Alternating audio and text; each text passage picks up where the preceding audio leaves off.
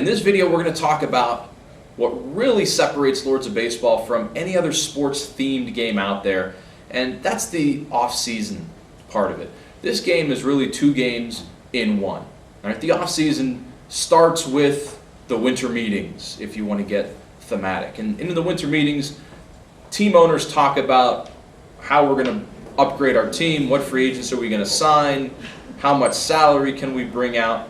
And in Lords of Baseball, there is a number of different options a team has. The way that our main board is set up, it's really convenient for players because there are 7 different upgradables, as I'll call them. 7 different things you can upgrade on your team, and I'll go through them here one at a time. Number 1, each player can simultaneously, so we don't have to wait for other people to do it, you can simultaneously upgrade your front office. I say plus or minus 2 stars, which means if you are at a 1-star front office, you can get as high as a 3-star front office. Just realize by the end of the phase you have to pay for it, and the price difference is $2,000. But if you were in last place and you got a little payout from the first place player, this is where you invest the money.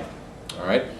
The next upgradable is more player related. As you can see, you can turn a regular into an all-star. That costs you $1,000. You can turn an all-star into a superstar. That will cost you $2,000. Now you can only do this one time. You can do both of them. If you have more than one regular, you can turn a regular into a superstar essentially for $3,000. But realize at the end of the offseason you're going to pay that superstar. All right. The next player movement you can do is journeyman to regular. You can change up to 4 journeymen into 4 regulars. That costs you $1,000 for each upgrade. And it's up to 4, so you can do 1, 2, or 3 if you want. Completely your choice. The next upgradable deals with the farm system. You can do an upgrade of your star rating system plus or minus 2 stars. Now you might want to go down. If you were that first place player and you just gave the 4th place player $10,000, that's a tough pill to swallow, and you have to look for places to save money. This might be one of them. If you were sitting on a 4-star farm system, that costs $7,500. If you drop down to a 2-star farm system, that only costs $2,000. So there's a savings there for you. You can go plus or minus 2 stars, but you have to stay within that 2-star radius. The next farm system upgradable is player related. You can turn a prospect into a phenom. You can do that one time, and it costs $1,000. And you also have to keep in mind that if you've degraded your star value, you might not have enough room for that phenom. So that's something to keep in mind.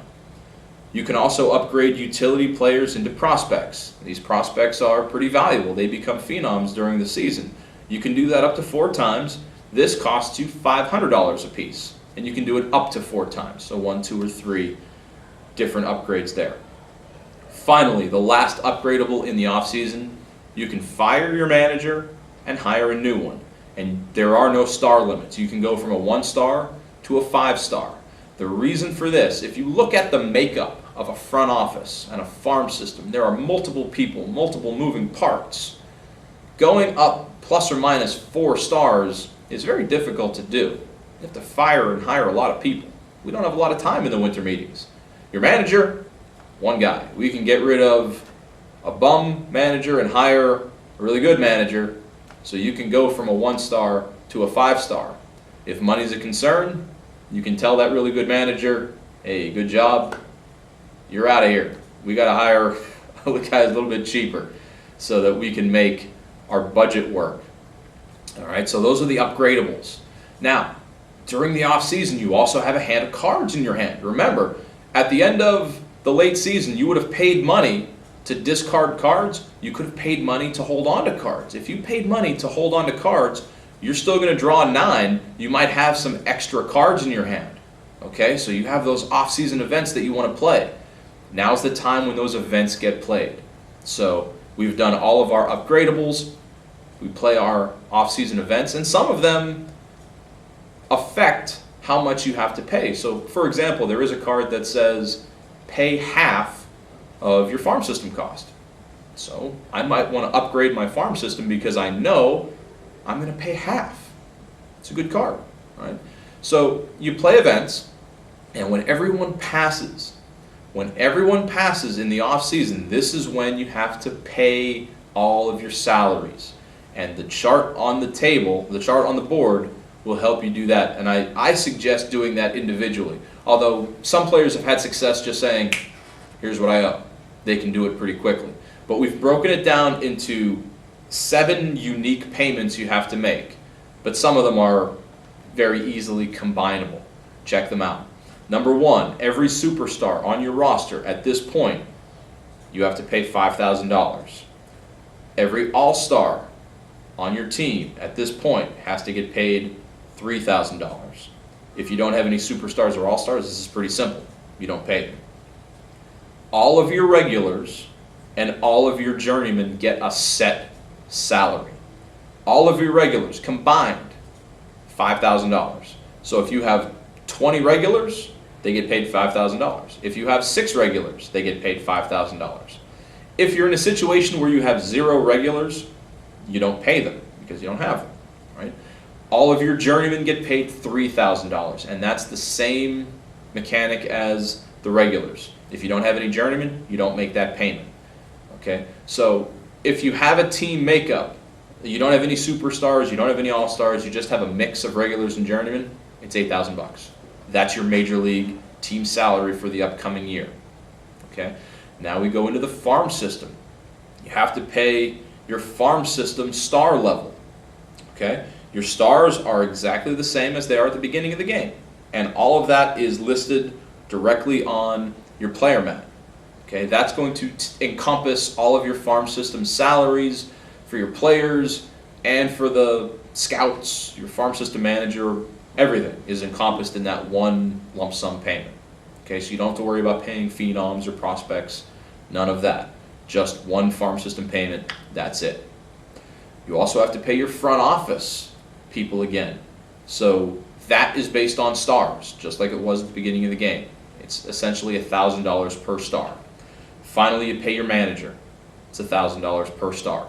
All of that information is on the rating section of the player mat. It's listed there pretty clearly, so if you look at the rating section right now up on your screen, you can see if you have a 3-star front office, a 3-star farm system, and a 3-star manager, those numbers right down the middle, 3,000, 5,000, 3,000, you're looking at $11,000 payment. If you had $8,000 to pay your major league team, you're looking at $19,000.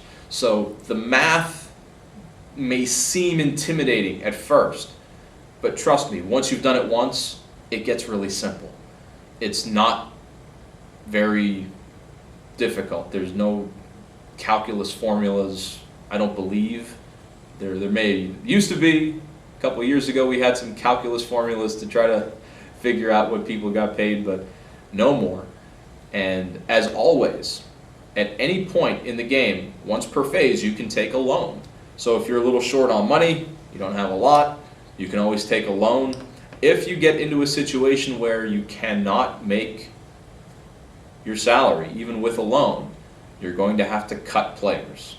And that generally only happens if you have a superstar that you didn't account for. And that's why we have the off-season trading chart as well. If you can't pay a superstar $5,000, you can tell, oh, I'm going to be short. You can always trade them during the off-season. And not only do you not have to pay them the $5,000, but the mystery team will give you $5,000. So that'll help in other areas as well. But it does weaken your team, which was kind of the point as we put it together. I hope you enjoyed. I hope you were educated. I hope you were entertained by these series of videos. I have them set up where you can go through and check them out individually.